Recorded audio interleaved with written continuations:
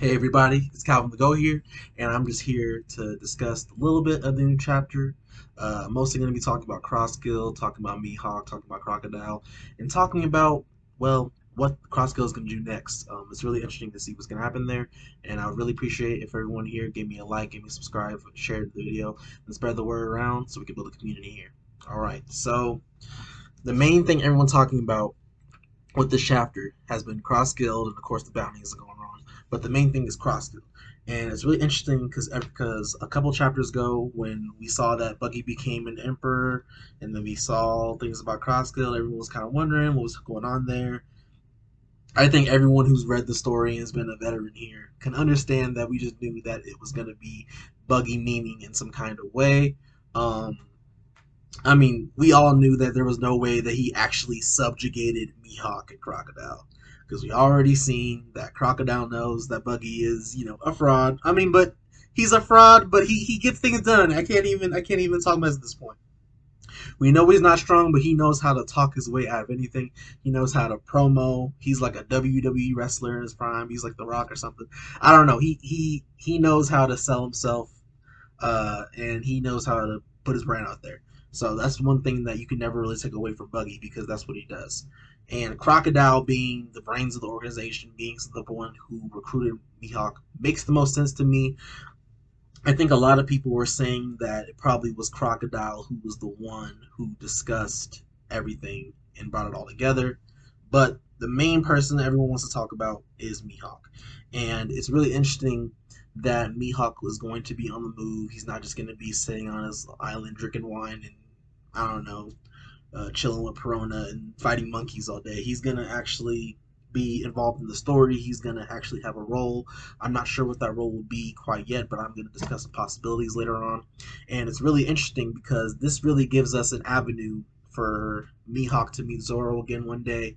Um, it used to kind of be like, how is that gonna happen? When is it gonna happen? Is Zoro just gonna pull up to Mihawk's island? Are they gonna meet at a mutual site? Like, how is that gonna happen? Um, right now, it seems like there is actually ways for them to somehow meet. Um, Maybe there's a fight between the Straw Hats and Cross Guild somehow. I don't know how that's gonna happen, but it'll be really interesting to see. But all I know is now Mihawk is active. He was known back in the day as the Marine Hunter, and that gives us a good idea of how he earned his bounty, even though he doesn't have his own crew. So really, he kind of earned his bounty purely off the strength of his own abilities, and I think that's really impressive. Maybe he got some kind of a boost from being with Cross Guild, being associated with Crocodile and Buggy. It was also really interesting that they say that Buggy is a leader, even though he does have the highest bounty. But clearly, Mihawk is someone, world's strongest swordsman. He has way more prestige than Buggy. Um, Buggy always gets the clout of being, brothers with Shanks and being a part of the Pirates King's crew, which is, those are two true things. But then, we get a little fraudulence spread up in there too.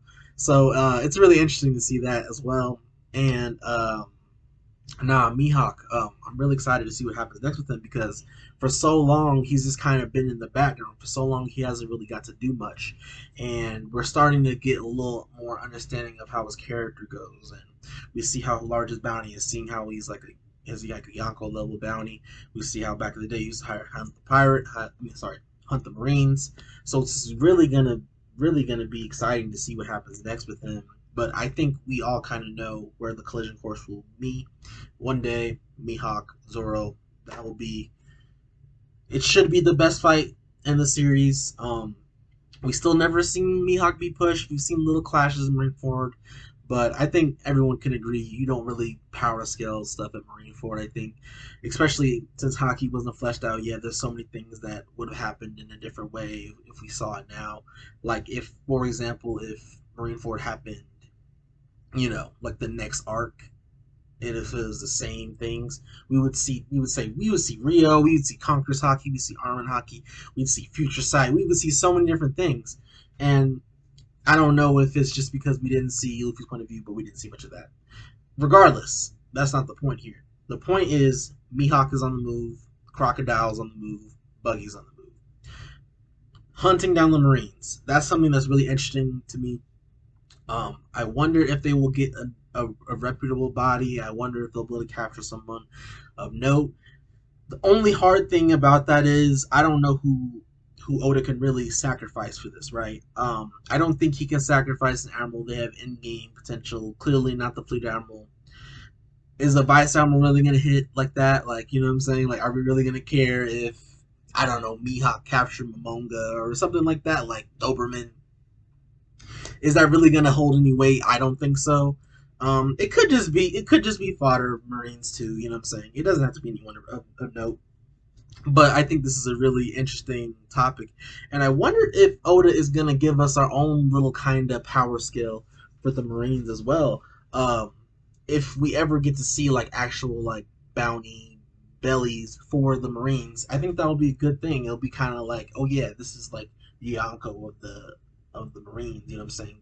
The admirals and all that stuff, and maybe Kizaru recommended maybe Kizaru will be seen as like the right hand man, but we'll see there, see how everything goes there. But Mihawk's on the move. Um, Mihawk and Shanks. It's a really big clout for Oda to say he has stronger swordsmanship than Shanks, and personally, that makes sense to me. I think Shanks is a stronger combatant overall, but I think not everyone is going to follow the way of the sword like a Mihawk, like a Vista, like you know I guess an Odin as well. I think not everyone is gonna follow it the same way. I don't know if Roger ever had a relationship with the swords like Zoro does. I don't know if Rayleigh did. You know what I'm trying to say? I think people can use swords as their main weapon, but I don't know if everyone is like, oh yes, I am one with the blade, voice of all things, all of that stuff. I don't know if everyone does that. And it'll be really interesting to see how things go and how Shanks fights in the future. But Oda also did put a wrinkle in that kind of thing with King. King saying, listen, I fight with the sword, but I don't really see the point of just fighting in the way of the sword, trying to do the honor stuff. He said, I just fight. You know what I'm saying? So I wonder if Shanks will be like that as well. I think that's kind of the most likely thing. And it's really interesting how Shanks also lost his more dominant arm, so it kind of makes sense if somehow he found another way to fight other than just using swordsmanship. But regardless, Mihawk is the world's strongest swordsman. He is Zoro's in-game goal, so that will get so much attention in the future. And this is actually really good for Zoro fans because now they can see, okay, well, Mihawk's bounty is somewhere in the 3.6-ish area, so Zoro might get a bounty in the four, mid threes. So basically, Zoro. I think a lot of people who were saying that Zoro is going to be Yonko level at the end of the series. I think this is a really good indication of something like that happening. Um, it'll be really interesting to see how everything goes, how it'll be structured, how they will meet. We know they will meet. A lot of people had the theory of Shiryu somehow finding him and killing him. There's no way that's going to happen. Mihawk is going to be on the move. It's really exciting. I can't remember the last time Mihawk has really been prominent in the story. It's been years and years and years. Really, I think besides we saw him in 925 very briefly. We saw him in Marineford, but we know he wasn't really going all out. So we haven't got to see Mihawk be really on the move since like what Baratier. This is the last time we actually saw him kind of doing things.